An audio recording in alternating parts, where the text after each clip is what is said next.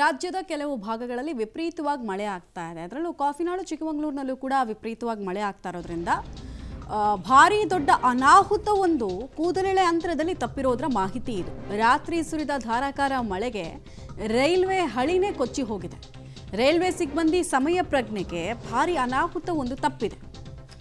ಚಿಕ್ಕಮಗಳೂರು ತಾಲೂಕಿನ ಕಣಿವೆ ಗ್ರಾಮದ ಬಳಿ ಈ ಘಟನೆ ಆಗಿರೋದ್ರ ಡೀಟೇಲ್ಸ್. ಬೆಳಗ್ಗೆ 7:10ಕ್ಕೆ ಚಿಕ್ಕಮಗಳೂರಿನಿಂದ ಶಿವಮೊಗ್ಗಕ್ಕೆ ಪ್ಯಾಸೆಂಜರ್ ರೈಲು ಹೊರಟಿತ್ತು. ಕಣಿವೆ ರೈಲ್ವೆ ಸ್ಟೇಷನ್ ಸಿಬ್ಬಂದಿಯಿಂದ ರೈಲು ಚಾಲಕನಿಗೆ ಮಾಹಿತಿ ಹೋಗಿದೆ. ಸರಿಯಾದ ಟೈಮ್ಗೆ, ಆನ್ ಟೈಮ್ಗೆ ಚಲಿಸ್ತಾ ಇದ್ದ ರೈಲನ್ನು ತಕ್ಷಣವೇ ಚಾಲಕ ನಿಲ್ಲಿಸಿದ್ದಾನೆ. ಹಳಿ ದುರಸ್ತಿ ಪಡಿಸಿದ ಬಳಿಕ ಅಂದರೆ ಒಂದು 30 ನಿಮಿಷ ಸಮಯ ತೆಗೆದುಕೊಳ್ತು. ಅಲ್ಲೇ ರೈಲು ನಿಂತಲ್ಲೇ ನಿಂತಿತ್ತು. ಅಕಸ್ಮಾತ್ ಯಾವುದೇ ಮಾಹಿತಿಗಳು ಒಂಚೂರು ತಡ ಆಗಿದ್ದಿದ್ರು ಕೂಡ ಅನಾಹುತದ ಪರಿಣಾಮಗಳನ್ನು ಅಂದಾಜು ಮಾಡೋದು ಕಷ್ಟ ಆಗ್ಬಿಡ್ತಾ ಇತ್ತು. ಹಳಿನೇ ಇಲ್ಲ ಅಂದರೆ ಇನ್ನು ಹೇಗೆ ರೈಲು ಹೋಗೋದಕ್ಕೆ ಸಾಧ್ಯ ಇದೆ?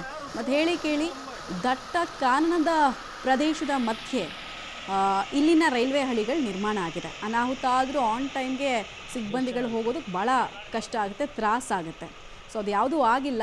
ಸ್ಥಳೀಯರ ಸಮಯ ಪ್ರಜ್ಞೆ ಅಂದರೆ ಸಿಬ್ಬಂದಿಗಳ ಸಮಯ ಪ್ರಜ್ಞೆಯ ಕಾರಣಕ್ಕೇನೋ ತಿಳಿದು ಬರ್ತಾ ಇದೆ. ಕೂಡಲೇ ಕಾರ್ಯಪ್ರವೃತ್ತರಾಗಿದ್ದಾರೆ.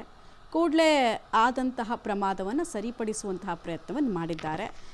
ಒಂದು ರೈಲಿನ ವಿಳಂಬದ ಕಾರಣಕ್ಕೆ ಈಗ ಆಲ್ಮೋಸ್ಟ್ ಆ ಮಾರ್ಗದಲ್ಲಿ ಹೋಗುವಂತಹ ಎಲ್ಲ ರೈಲುಗಳ ಮೇಲೂ ಇದು ಎಫೆಕ್ಟ್ ಆಗುತ್ತೆ. ಡೀಟೇಲ್ಸ್ ಕೊಡ್ತಾರೆ ನಾರಾಯಣಗೌಡ.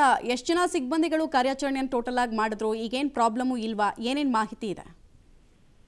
ಮಮತಾ, ನಿಜಕ್ಕೂ ಈಗ ರೈಲ್ವೆ ಸಿಬ್ಬಂದಿಗಳ ಒಂದು ಸಮಯ ಪ್ರಜ್ಞೆಯಿಂದ ಒಂದು ದೊಡ್ಡ ಅನಾಹುತ ಕೂದಲೆಳೆ ಅಂತರದಲ್ಲಿ ಪಾರಾಗಿದೆ ಅಂತಾನೆ ಹೇಳ್ಬೋದು. ಯಾಕೆಂದ್ರೆ ಚಿಕ್ಕಮಗಳೂರಿನಿಂದ ಕಡೂರಿಗೆ ಅಂದ್ರೆ ಶಿವಮೊಗ್ಗಕ್ಕೆ ಹೊರಟಂತ ಟ್ರೈನು ಚಿಕ್ಕಮಗಳೂರಿಂದ 10 ಕಿಲೋಮೀಟರ್ ದೂರ ಹೋಗ್ತಿದ್ದಂಗೆ ಕಣಿವೆ ಭಾಗದಲ್ಲಿ ನಿನ್ನೆ ರಾತ್ರಿಯಿಂದ ಕಳೆದ 3-4 ದಿನನೂ ಯಥೇಚ್ಛವಾಗಿ ಮಳೆ ಸುರಿತಾ ಇರುವಂತದ್ದು. ಅದರಲ್ಲೂ ನಿನ್ನೆ ರಾತ್ರಿ ಮತ್ತಷ್ಟು ಧಾರಾಕಾರವಾಗಿ ಮಳೆ ಸುತ್ತಿರೋದ್ರಿಂದ ರೈಲ್ವೆ ಹಳಿಗೆ ಹಾಕಿದಂತ ಏನು ಬೇಸ್ ಹಾಕಿರ್ತಾರ, ಸಿಮೆಂಟಿನ ಪೈಪ್ ಟೈಪ್ ಇರುತ್ತಾ, ರೈಲ್ವೆ ಟ್ರ್ಯಾಕಿನ ಬೇಸ್ಗಳು ಮತ್ತೆ ಜಲ್ಲಿಕಲ್ಲು ರೈಲ್ವೆ ಟ್ರ್ಯಾಕಿನ ಬೇಸ್ಗಳು ಅಲ್ಲೇ ಇತ್ತು.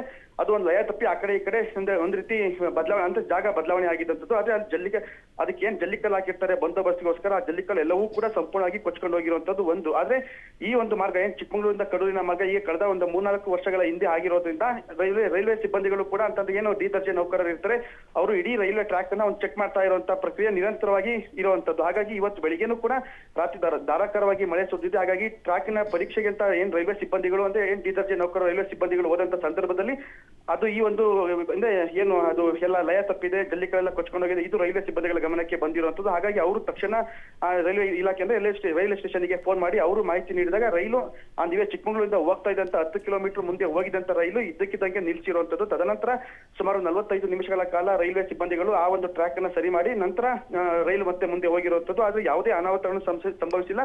ಮತ್ತೆ ಜೊತೆಗೆ ಈಗ ಯಾವುದೇ ರೀತಿಯಂತ ಬೇರೆ ಟ್ರೈನ್ ಅಂದ್ರೆ ಚಿಕ್ಕಮಗಳೂರಿಂದ ಬೆಳಿಗ್ಗೆ ಹೊತ್ತು ಹೋಗೋದು ಅದೊಂದೇ ಒಂದು ಟ್ರೈನ್ ಆಗಿರೋದ್ರಿಂದ ಯಾವುದೇ ಅನಾನುಕೂಲನೂ ಇಲ್ಲ, ಮತ್ತೆ ಯಾವುದೇ ಸಮಸ್ಯೆನೂ ಕೂಡ ಆಗಿಲ್ಲ. ಆದ್ರೆ ಸಮಯ ಪ್ರಜ್ಞೆ ಅಂತ ಅಧಿಕಾರಿಗಳ ಅಂದ್ರೆ ರೈಲ್ವೆ ಸಿಬ್ಬಂದಿಗಳ ಸಮಯ ಪ್ರಜ್ಞೆಯಿಂದ ಒಂದು ದೊಡ್ಡ ಅನಾಹುತ ಪಾರಾಗಿದೆ ಅಂತಾನೆ ಹೇಳ್ಬೋದು. Mamata. Right, thank you Narayanagowda ತಮ್ಮ ಎಲ್ಲ ಮಾಹಿತಿಗಾಗಿ.